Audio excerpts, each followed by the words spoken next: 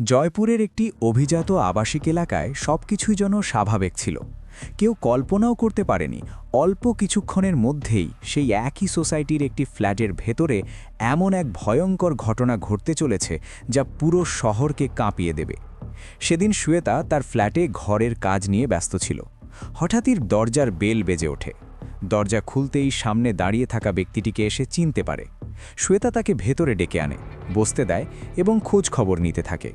কিছুক্ষণের মধ্যেই তার জন্য চা বানিয়ে নিয়ে আসে। সবকিছুই একেবারে স্বাভাবিক মনে হচ্ছিল, কিন্তু শ্বেতা একটুও বুঝতে পারেনি যাকে সে নিজের মানুষ ভেবে ঘরে ঢুকিয়েছে সেই মানুষটি কয়েক মিনিটের মধ্যে তার জীবন চিরতরে শেষ করে দেবে। ঠিক তখনই তারা যখন বসে চা খাচ্ছিল, অন্য ঘরে বেডরুমে ঘুমিয়ে থাকা তার ছোট ছেলে হঠাৎ কেঁদে ওঠে। শ্বেতা ছেলেটির কাছে যেতে যেতে বলে, ভাই সাহেব, বাচ্চাটাকে নিয়ে আসছি। শ্বেতা ঘরে ঢুকতেই সেই ব্যক্তিটিও ধীরে ধীরে উঠে দাঁড়ায়। সুযোগ বুঝে রান্নাঘর থেকে আদা কোটার জন্য ব্যবহৃত লোহার মুশলা তুলে নেয় এবং নিঃশব্দে তার পেছনে বেডরুম পর্যন্ত পৌঁছে যায়। শ্বেতা কিছু বুঝে ওঠার আগেই সে তার মাথায় জোরে আঘাত করে। শ্বেতা ব্যথায় চিৎকার করে ওঠে, সাহায্যের জন্য আর্তনাদ করতে থাকে, কিন্তু তার সেই চিৎকার শোনার মতো সেখানে কেউ ছিল না। তখন বাড়িতে শ্বেতা এবং তার মাত্র ২১ মাসের শিশু সন্তান শ্রেয়, এই দুজন ছাড়া আর কেউ ছিল না। শিশুটি আগেই কাঁদছিল, আর এই হঠাৎ হামলায় শ্বেতার আত্মরক্ষার কোনো সুযোগই মেলেনি। কয়েক মিনিটের মধ্যেই সব শেষ হয়ে যায়। চিরতরে স্তব্ধ হয়ে যায় শ্বেতার জীবন। পরে যখন পুলিশ এই ঘটনার তদন্ত শুরু করে, ধীরে ধীরে যে সত্য সামনে আসে তা পুলিশ কর্মকর্তাদেরও স্তম্ভিত করে দেয়। বিশ্বাস করুন, এই হত্যার প্রকৃত কারণ এবং এই ঘটনাটির পেছনের নৃশংসতা জানলে আপনারও শরীরে কাঁটা দিয়ে উঠবে। এই ঘটনা যে সোসাইটিতে ঘটেছিল তার নাম ছিল ইউনিক টাওয়ার অ্যাপার্টমেন্টস। এটি জয়পুরের প্রতাপনগর এলাকার জগতপুরার কাছে অবস্থিত। এই সোসাইটির আই ব্লকের ১০৩ নম্বর ফ্ল্যাটে শ্বেতা তিওয়ারি, তার স্বামী রোহিত তিওয়ারি এবং ২১ মাসের ছেলে শ্রেয়মকে নিয়ে ভাড়া থাকতেন। শ্বেতা মূলত উত্তরপ্রদেশের কানপুর শহরের সর্বোদয়নগর এলাকার বাসিন্দা ছিলেন। তার বাবার নাম সুরেশ কুমার মিশ্র এবং মায়ের নাম মাধুরী মিশ্র। সে তার শৈশব ও বেড়ে ওঠা সবই কানপুরেই হয়েছিল। পরিবারের ইচ্ছাতেই তার বিয়ে হয় রোহিত তিওয়ারির সঙ্গে। রোহিত তিওয়ারি ইন্ডিয়ান অয়েল কর্পোরেশনে সিনিয়র ম্যানেজার পদে কর্মরত ছিলেন এবং সেই সময় তার পোস্টিং ছিল জয়পুর এয়ারপোর্টে। রোহিতের পৈতৃক বাড়ি দিল্লির গান্ধীনগর এলাকায় হলেও চাকরির কারণে তিনি জয়পুরেই থাকতেন। বিয়ের পর শ্বেতাও স্বামীর সঙ্গে জয়পুরে চলে আসেন। শ্বেতা ছিলেন গৃহিণী। তিনি বেশিরভাগ সময় বাড়ির কাজ এবং তার ছোট ছেলে শ্রেয়মের দেখাশোনাতেই কাটাতেন। তবে ঘরের কাজের সহায়তার জন্য প্রতিদিন সকাল সন্ধ্যায় পূজা নামে এক মহিলা তাদের বাড়িতে এসে পরিষ্কার পরিচ্ছন্নতা ও অন্যান্য কাজ করতেন। ৭ জানুয়ারি ২০২০, সেদিন সন্ধে প্রায় ৭টার সময় প্রতিদিনের মতো পূজা কাজ করতে সে তার ফ্ল্যাটে আসে এবং দরজার বেল বাজায়, কিন্তু ভেতর থেকে কোনো সাড়া পাওয়া যায়নি। এরপর সে হালকা করে দরজায় ধাক্কা দিতেই দরজাটি খুলে যায়। ঘরে ঢুকেই পূজার মুখ থেকে চিৎকার বেরিয়ে আসে, কারণ বিছানার ওপর শ্বেতা তিওয়ারি রক্তাক্ত অবস্থায় নিথর হয়ে পড়েছিলেন। এই দৃশ্য দেখে পূজা আতঙ্কিত হয়ে পড়ে এবং চিৎকার করতে করতে বাইরে ছুটে যায়। এরপর সে আশেপাশের লোকজনকে ঘটনাটি জানায়। হঠাৎ এই খুনের খবর ছড়িয়ে পড়তেই পুরো সোসাইটিতে আতঙ্ক ছড়িয়ে পড়ে। মুহূর্তের মধ্যেই সেখানে লোকজনের ভিড় জমে যায়। সবাই জানতে চাইছিল ওই ফ্ল্যাটের ভেতরে আসলে কি ঘটেছে। এরই মধ্যে কেউ একজন পুলিশকে খবর দেয়। খবর পাওয়া মাত্রই প্রতাপনগর থানার পুলিশ দ্রুত ঘটনাস্থলে পৌঁছে তদন্ত শুরু করে। ঘটনার গুরুত্ব বিবেচনা করে পুলিশ সঙ্গে সঙ্গে ফরেনসিক টিম এবং ডগ স্কোয়াডকেও ডেকে পাঠায়, যাতে ঘটনাস্থল থেকে প্রয়োজনীয় সব প্রমাণ সংগ্রহ করা যায়। এরপর পুলিশ জয়পুর এয়ারপোর্টে কর্মরত রোহিত তিওয়ারিকে ফোন করে জানায় তার ফ্ল্যাটে একটি গুরুতর ঘটনা ঘটেছে এবং তার স্ত্রী শ্বেতাকে হত্যা করা হয়েছে। এই খবর শুনে রোহিত যেন স্তব্ধ হয়ে যান। তার পায়ের তলা থেকে মাটি সরে যায়। তিনি তৎক্ষণাৎ নিজের ফ্ল্যাটের উদ্দেশ্যে রওনা দেন। কিছুক্ষণ পর বাড়িতে পৌঁছে ভেতরে ঢুকেই যখন তিনি বিছানায় তার স্ত্রীর রক্তাক্ত নিথর দেহটি দেখেন, তখন তিনি ভয় এবং শোকে সম্পূর্ণ ভেঙে পড়েন। রোহিত কিছুতেই বুঝতে পারছিলেন না এত বড় ঘটনা কিভাবে ঘটল। সকালে যখন তিনি ডিউটির জন্য বেরিয়েছিলেন তখন সবকিছু একেবারে স্বাভাবিক ছিল। শ্বেতা হাসি খুশি ছিলেন, আর কয়েক ঘন্টার মধ্যেই সেই শ্বেতা রক্তাক্ত অবস্থায় বিছানায় পড়ে আছেন, এই দৃশ্য যেন বিশ্বাসই করতে পারছিলেন না তিনি। এই মর্মান্তিক দৃশ্য দেখে রোহিত পুরোপুরি ভেঙে পড়েন। তিনি এতটাই শোকাহত ছিলেন যে তার মুখ থেকে কোনো শব্দই বের হচ্ছিল না। তবুও কোনোভাবে নিজেকে সামলে নিয়ে তিনি পুলিশ কর্মকর্তাদের জানান এই মৃতদেহটি তার স্ত্রী শ্বেতা তিওয়ারিরই। কিন্তু হঠাৎ করেই তার মনে পড়ে যায় তার 21 মাসের ছোট ছেলে শ্রেয়ামের কথা। আতঙ্কিত হয়ে তিনি পুলিশকে জিজ্ঞেস করেন, আমার ছেলে শ্রেয়াম কোথায়? কারণ সকালে যখন তিনি বাড়ি থেকে বেরিয়েছিলেন তখন শ্রেয়ামও বাড়িতেই ছিল, কিন্তু এখন তাকে কোথাও দেখা যাচ্ছে না। রোহিতের এই কথা শুনে পুলিশ কর্মকর্তারাও অবাক হয়ে যান। এতক্ষণ পর্যন্ত ঘটনাটি শুধুমাত্র একটি খুনের মামলা মনে হচ্ছিল, কিন্তু এখন পরিষ্কার হয়ে যায় এই ঘটনায় একটি ছোট শিশুও নিখোঁজ রয়েছে। ফলে বিষয়টি আরও গুরুতর হয়ে ওঠে। পুলিশ তখন ঘটনাস্থল এবং শ্বেতার মৃতদেহ আরও বিস্তারিতভাবে পরীক্ষা করতে শুরু করে। প্রাথমিক তদন্তে পুলিশ ধারণা করে শ্বেতার খুনি সম্ভবত তার পরিচিত কেউ ছিল। হয়তো সে আসার পর শ্বেতা নিজেই দরজা খুলে তাকে ভেতরে ঢুকিয়েছিল, বসিয়ে চা নাস্তা দিয়েছিল। এই সময়েই সুযোগ বুঝে খুনি লোহার মুসলা দিয়ে শ্বেতার মাথায় আঘাত করে। এতে তিনি বিছানায় লুটিয়ে পড়েন। এরপর ছুরি দিয়ে তার গলা কেটে হত্যা করা হয় বলে পুলিশের ধারণা। পুলিশের আরও সন্দেহ হয় খুনি হত্যার পর ছোট্ট শ্রেয়ামকে সঙ্গে করে নিয়ে গেছে, কারণ পুরো ফ্ল্যাট তল্লাশি করেও তার কোনো খোঁজ পাওয়া যায়নি। ঘটনাস্থলের প্রাথমিক তদন্ত শেষে পুলিশ শ্বেতা তিওয়ারির মৃতদেহ পোস্টমর্টেমের জন্য জয়পুরের মহাত্মা গান্ধী হসপিটাল জয়পুরে পাঠায়। জিজ্ঞাসাবাদে রোহিত জানিয়েছিলেন তাদের কারো সঙ্গে কোনো শত্রুতা বা বিবাদ ছিল না। তার মতে এমন কোনো শত্রু নেই যে তার পরিবারের ওপর এমন হামলা করতে পারে। আর শ্বেতার ক্ষেত্রেও তিনি এমন কিছু জানতেন না যার কারণে কারো সঙ্গে তার বিরোধ হতে পারে। আসলে রোহিতের ভালো চাকরি ছিল, আর শ্বেতা বেশিরভাগ সময় বাড়িতেই থাকতেন। প্রতিবেশীদের মতে শ্বেতার সঙ্গে ব্যক্তিগত শত্রুতা থাকার প্রশ্নই ওঠে না, কারণ তিনি স্বভাবতই খুবই মিশুক ও প্রাণবন্ত মানুষ ছিলেন। এমন একজন যিনি কাঁদতে থাকা মানুষকেও হাসাতে পারতেন। এরই মধ্যে রোহিত ফোন করে এই ঘটনার খবর তার নিজের পরিবার এবং শ্বেতার বাবার বাড়িতেও জানিয়ে দেন। শ্বেতার খুন এবং ছোট্ট শ্রেয়ামের নিখোঁজ হওয়ার খবর পৌঁছতেই দুই পরিবারেই শোকের ছায়া নেমে আসে। নিজেদের মেয়ের মৃত্যুর খবর শুনে শ্বেতার বাবা সুরেশ কুমার মিশ্রা এবং মা মাধুরী মিশ্রা ভীষণভাবে ভেঙে পড়েন ও আতঙ্কিত হয়ে পড়েন। এরপর সুরেশ কুমার তার স্ত্রী, ছেলে শুভম এবং পরিবারের অন্যান্য সদস্যদের নিয়ে তৎক্ষণাৎ জয়পুরের উদ্দেশ্যে রওনা হন। এদিকে পুলিশ এই মামলার তদন্ত আরও জোরদার করে, কারণ এখানে শুধু একটি খুনই নয়, একটি মাসুম শিশুও নিখোঁজ ছিল। পুলিশ দল সেই শিশুটিকে নিরাপদে খুঁজে বের করার জন্য সম্ভাব্য সব চেষ্টা চালিয়ে যাচ্ছিল। প্রায় 12 ঘন্টার মধ্যে পুলিশ প্রায় 150 জনেরও বেশি মানুষের জিজ্ঞাসাবাদ করে এবং কয়েকজন সন্দেহভাজনকে আটক করে জোরালোভাবে জিজ্ঞাসাবাদ চালায়। এছাড়া শত শত সন্দেহজনক মোবাইল নম্বরের কল ডিটেলসও সংগ্রহ করা হয়। কিন্তু এত প্রচেষ্টার পরও না ছোট্ট শ্রেয়মের কোনো সন্ধান পাওয়া যায়, না শ্বেতার খুনির সম্পর্কে কোনো নির্ভরযোগ্য তথ্য সামনে আসে। অন্যদিকে পুলিশ রোহিত তিওয়ারির ফ্ল্যাট এবং আশপাশের এলাকায় সারা রাত ধরে তল্লাশি ও তদন্ত চালিয়ে যায়। এই ঘটনা একটি অভিজাত সোসাইটির অ্যাপার্টমেন্টে ঘটেছিল। কিন্তু অবাক করার বিষয় ছিল, এত বড় সোসাইটিতে খুব অল্প কয়েকটি জায়গায় সিসিটিভি ক্যামেরা ছিল এবং সেগুলোর অনেকগুলোই ঠিকমতো কাজ করছিল না। তবুও পুলিশ ওই এলাকার প্রায় 2 কিলোমিটার ব্যাসার্ধের মধ্যে থাকা সব সিসিটিভি ফুটেজ খতিয়ে দেখতে শুরু করে।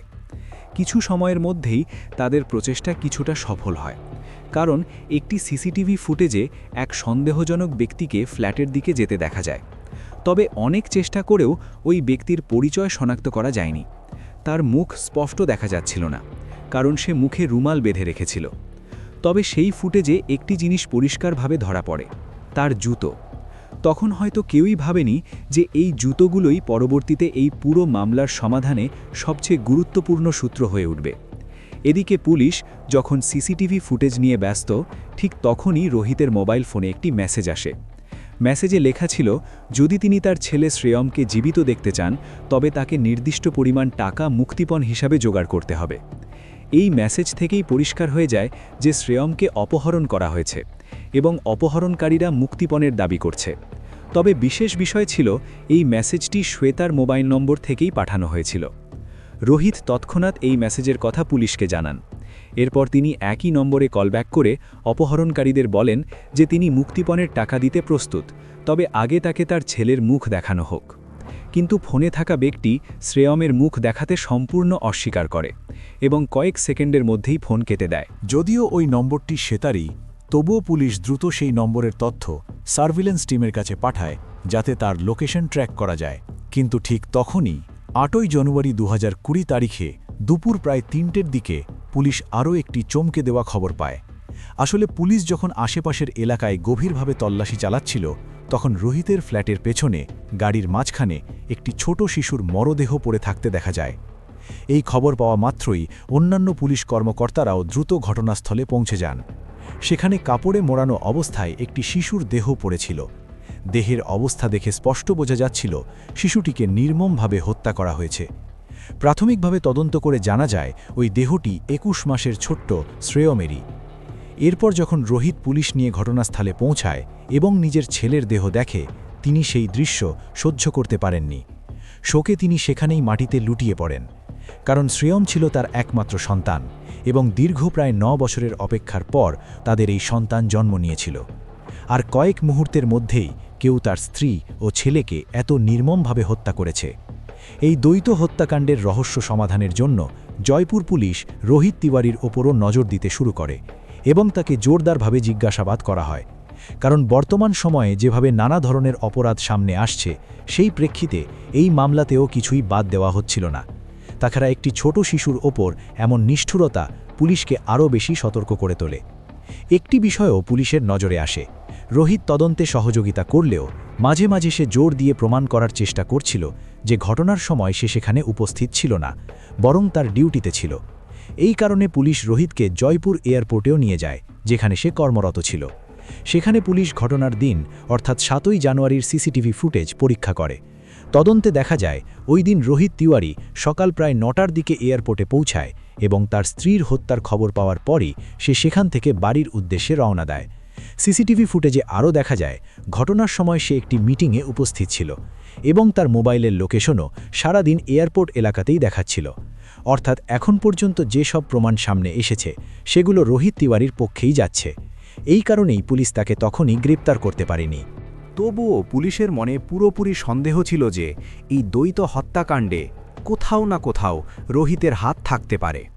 আসলে যখন শ্বেতার বাবা মা জয়পুরে আসেন এবং পুলিশ তাদের জিজ্ঞাসাবাদ করে, তখন তারা স্পষ্টভাবে জানান যে তাদের মেয়েকে তার জামাই রোহিতই হত্যা করেছে। তারা জানান 5 জানুয়ারি কোনো একটি বিষয় নিয়ে রোহিত ও শ্বেতার মধ্যে তীব্র ঝগড়া হয়েছিল। সেই সময়ে রোহিত শ্বেতার উপর মারধরও করেছিল। এরপর রাগের মাথায় রোহিত তার শ্বশুর সুরেশ কুমার মিশ্রকে ফোন করে বলেছিল, পাপাজি, আমরা খুবই সমস্যায় আছি, আপনাদের যত টাকা দরকার আমাদের কাছ থেকে নিন, কিন্তু শ্বেতাকে এখান থেকে নিয়ে যান, না হলে আমি ওকে মেরে ফেলব। সুরেশ কুমার জানান তিনি রোহিতকে বোঝানোর চেষ্টা করেছিলেন, কিন্তু রোহিত ফোন কেটে দেয়। এরপর তিনি নিজের মেয়েকেও ফোন করে বিষয়টি বোঝানোর চেষ্টা করেন। তবে তখন তিনি একেবারেই ধারণা করতে পারেননি যে রোহিত সত্যিই এমন ভয়ঙ্কর কিছু করে বসতে পারে। যদি তারা সামান্য আন্দাজ করতে পারতেন, তাহলে হয়তো তখনই তাদের মেয়েকে নিজের কাছে নিয়ে যেতেন। এখান থেকে আমাদের জন্য একটি বড় শিক্ষাও রয়েছে। আজকের সময়ে ছোট ছোট বিষয়কেও অবহেলা করা উচিত নয়, বরং প্রতিটি বিষয়কে গুরুত্ব সহকারে দেখা প্রয়োজন। এই বিষয়ে আপনার কি মত? কমেন্টে অবশ্যই জানান। যদি সেদিন শ্বেতার বাবা তাকে সঙ্গে নিয়ে যেতেন, তাহলে কি শ্বেতা বাঁচতে পারতেন? তবে আপাতত পুলিশের কাছে রোহিতের বিরুদ্ধে এমন কোনো শক্ত প্রমাণ ছিল না যার ভিত্তিতে তাকে গ্রেফতার করা যায়। অন্যদিকে পুলিশ যখন রোহিতের ওপর কঠোরতা দেখাতে শুরু করে, তখন সে নিজেও পুলিশের ওপর চাপ সৃষ্টি করার চেষ্টা করে। 9 জানুয়ারি রোহিত তার আইনজীবী দীপক চৌহানের মাধ্যমে জয়পুরের নিম্ন আদালতে একটি চিঠি জমা দিয়ে অভিযোগ করেন যে পুলিশ তাকে নির্যাতন করছে। এরপর আদালত থানার ভারপ্রাপ্ত কর্মকর্তাকে নির্দেশ দেয় যেন 10 জানুয়ারি এই মামলার সমস্ত প্রমাণসহ আদালতে হাজির হন। রোহিতের এই পদক্ষেপে পুলিশও বেশ চাপে পড়ে যায়। ফলে তারা দ্রুত নিজেদের সমস্ত শক্তি কাজে লাগিয়ে মামলাটি সমাধানের চেষ্টা শুরু করে। পুলিশ সেই মোবাইল ফোনটিরও তদন্ত শুরু করে যেখান থেকে রোহিতের ফোনে শ্রেয়মের অপহরণের মেসেজ পাঠানো হয়েছিল। তদন্তে জানা যায় শ্বেতা তার মোবাইলে প্যাটার্ন লক ব্যবহার করতেন, যা অন্য কেউ সহজে খুলতে পারত না। এরপর পুলিশ অনুমান করে যে খুনি শ্বেতার সিম কার্ডটি খুলে অন্য একটি মোবাইল ফোনে ব্যবহার করেছে। এবং সেই ফোন থেকেই রোহিতকে মেসেজ পাঠানো হয়েছে। প্রযুক্তিগত তদন্তে আরও জানা যায়, যখন রোহিতকে ওই মেসেজ পাঠানো হয়েছিল তখন সেই মোবাইল ফোনের লোকেশন জয়পুরের সাঙ্গানের এলাকায় পাওয়া যায়। এরপর পুলিশ ওই মোবাইলের IMEI নম্বরের সাহায্যে সেই দোকান পর্যন্ত পৌঁছে যায় যেখান থেকে ফোনটি কেনা হয়েছিল। কিন্তু সেখান থেকে ফোনটি কে কিনেছিল সেই সম্পর্কে কোনো নির্দিষ্ট তথ্য পাওয়া যায়নি। পরে পুলিশ একই IMEI নম্বর ট্র্যাক করে তদন্ত এগিয়ে নিয়ে যায় এবং শেষ পর্যন্ত সেই ব্যক্তির বাড়িতে পৌঁছায় যেখান থেকে এই মেসেজ পাঠানো হয়েছিল। সেখানে পৌঁছে বাড়ির বাইরে রাখা একটি জুতো দেখে পুলিশের হাতে একটি গুরুত্বপূর্ণ সূত্র আসে। এই জুতোগুলোই সেই জুতো যা ঘটনার দিন সিসিটিভি ফুটেজে দেখা সন্দেহভাজন ব্যক্তির পায়ে ছিল। এতে পুলিশ নিশ্চিত হয়ে যায় যে তারা সঠিক জায়গায় পৌঁছেছে। এরপর পুলিশ ওই বাড়ি থেকে সৌরভ চৌধুরী নামে এক যুবককে গ্রেপ্তার করে। সৌরভ চৌধুরীকে হেফাজতে নিয়ে জিজ্ঞাসাবাদ শুরু করা হয়। পরে তাকে রোহিত তিওয়ারির মুখোমুখি করা হলে রোহিত সরাসরি সৌরভের ওপর তার স্ত্রী ও ছেলের হত্যার দায় চাপিয়ে দেয় এবং পুলিশের সামনে তাকে কঠোর শাস্তি দেওয়ার দাবি জানাতে থাকে। কিন্তু যখন সৌরভ দেখে যে পুরো দোষ তার ওপর চাপানো হচ্ছে, তখন সে আর চুপ থাকে না। সে এমন এক চাঞ্চল্যকর তথ্য প্রকাশ করে যা শুনে পুলিশ কর্মকর্তারাও হতবাক হয়ে যান। আসলে স্ত্রী ও সন্তানের মৃত্যুতে গভীর শোকের ভান করা রোহিত তিওয়ারি এই পুরো ষড়যন্ত্রের মাস্টারমাইন্ড ছিল। তিনি আগেই তার স্ত্রী শ্বেতা এবং ছেলে শ্রেয়মকে হত্যার সম্পূর্ণ পরিকল্পনা তৈরি করেছিলেন এবং এই ভয়ঙ্কর পরিকল্পনা বাস্তবায়নের জন্য সৌরভ চৌধুরীকে নিজের সঙ্গে যুক্ত করেছিলেন। জিজ্ঞাসাবাদে রোহিত জানায়, তার শ্বেতার সঙ্গে বিয়ে হলেও তাদের সম্পর্ক কখনোই ভালো ছিল না। বিয়ের পর থেকেই তাদের মধ্যে বিবাদ বাড়তে থাকে। আসলে শ্বেতা জানতে পেরেছিলেন যে রোহিতের অন্য একটি মেয়ের সঙ্গে সম্পর্ক রয়েছে, যে রোহিতের কলেজ জীবনের সহপাঠী ছিল। এই বিষয়টি নিয়ে দুজনের মধ্যে প্রায়ই ঝগড়া হতো। রোহিত জানায় এটা সত্যি যে তার ওই মেয়ের সঙ্গে সম্পর্ক ছিল এবং সে তাকে ছাড়া থাকতে পারত না। যতক্ষণ না শ্বেতা এই বিষয়টি জানতে পেরেছিল ততক্ষণ সবকিছু স্বাভাবিকই চলছিল। কিন্তু শ্বেতা যখন এই সম্পর্কে জেনে যায় তখন থেকেই সে প্রায়ই এই বিষয়টি নিয়ে ঝগড়া করতে শুরু করে। এরপর থেকেই রোহিত যে কোনোভাবে শ্বেতা থেকে মুক্তি পেতে চাইছিল। অনেক সময় তার মনে শ্বেতাকে ডিভোর্স দেওয়ার কথাও আসে, কিন্তু পারিবারিক চাপে সে তা করতে পারেনি। তবে তার এই বক্তব্যও নিজের মধ্যে প্রশ্নবিদ্ধ, কারণ যখন সে বিয়ের আগেই অন্য সম্পর্কে জড়িত ছিল তখন তার শ্বেতাকে বিয়েই করা উচিত ছিল না। এছাড়া যখন আপনি জানতে পারবেন কেন সে নিজেরই ছোট্ট সন্তানকে হত্যা করিয়েছিল, তখন আপনার গায়ে কাঁটা দিয়ে উঠবে এবং তার মানসিকতা সম্পর্কে ভাবলে ঘৃণা জন্মাবে। এরপর রোহিত পুলিশকে জানায় তার পোস্টিং যখন উদয়পুরে ছিল তখন তার পরিচয় হয় হরি নামে এক ব্যক্তির সঙ্গে। হরি ধীরে ধীরে রোহিতের খুব ঘনিষ্ঠ বন্ধু হয়ে ওঠে। রোহিত তাকে শুধু বন্ধু নয়, বরং নিজের গাইড এবং দার্শনিক হিসাবেও মানত এবং নিজের ছোট বড় সব বিষয় তার সঙ্গে শেয়ার করত। এই কারণেই রোহিত হরিকে এটাও জানায় যে সে তার স্ত্রী শ্বেতা থেকে মুক্তি পেতে চায়। এরপর হরি রোহিতের সঙ্গে তার শ্যালক সৌরভ চৌধুরীর পরিচয় করিয়ে দেয় এবং বলে যদি সে এই পরিকল্পনাকে বাস্তবায়ন করতে চায় তবে সৌরভই তাকে সাহায্য করতে পারবে। সেই সময় রোহিতের পোস্টিং ছিল জয়পুরে এবং সৌরভও সাঙ্গানের এলাকায় কাছাকাছি থাকত। তাই দুজনের মধ্যে নিয়মিত দেখা সাক্ষাৎ শুরু হয় এবং ধীরে ধীরে তাদের মধ্যে বন্ধুত্ব ও কথাবার্তা বাড়তে থাকে। এই সব সাক্ষাতের মধ্যেই দুজনের মধ্যে এক ভয়ঙ্কর চুক্তি হয়, যা শুনে পুলিশ কর্মকর্তারাও হতবাক হয়ে যান। তারা সিদ্ধান্ত নেয় একে অপরের স্ত্রীকে হত্যা করবে। অর্থাৎ প্রথমে সৌরভ রোহিতের স্ত্রী শ্বেতাকে হত্যা করবে এবং পরে যখন বিষয়টি কিছুটা ঠান্ডা হয়ে যাবে তখন প্রতিদানে রোহিত সৌরভের গর্ভবতী স্ত্রীকে হত্যা করবে। যেহেতু রোহিত এবং সৌরভ দুজনেরই পরিবারেরই একে অপরের বাড়িতে যাতায়াত ছিল, তাই তাদের মধ্যে ঘনিষ্ঠ সম্পর্ক গড়ে উঠেছিল। কিন্তু দুর্ভাগ্যের বিষয়, তাদের স্ত্রীদের কারোরই এই ভয়ঙ্কর পরিকল্পনার কোনো ধারণা ছিল না। রোহিত এই পরিকল্পনা ২-৪ দিনের মধ্যে তৈরি করেনি, বরং বহু বছর ধরেই সে এর ছক কষছিল। এই কারণেই সে ধীরে ধীরে নিজের এবং সৌরভের পরিবারের মধ্যে ঘনিষ্ঠ সম্পর্ক তৈরি করেছিল এবং একে অপরের বাড়িতে যাতায়াত শুরু করেছিল, যাতে ভবিষ্যতে এই হত্যাকাণ্ড ঘটানোর সময় কারো সন্দেহ না হয়। এই পুরো পরিকল্পনা অনুযায়ী সৌরভকে শ্বেতা এবং শ্রেয়াম দুজনকেই হত্যা করতে হতো। এরপর তাকে শ্রেয়মের দেহ এমনভাবে গায়েব করতে হতো যাতে পুলিশ কখনো তার খোঁজ না পায়। পরিকল্পনা ছিল হত্যার পর সৌরভ সে তার মোবাইল ফোন ব্যবহার করে মুক্তিপণের মেসেজ পাঠাবে, যাতে পুলিশ ঘটনাটিকে অপহরণের দিক থেকে দেখে তদন্ত শুরু করে এবং মূল দিক থেকে সরে যায়।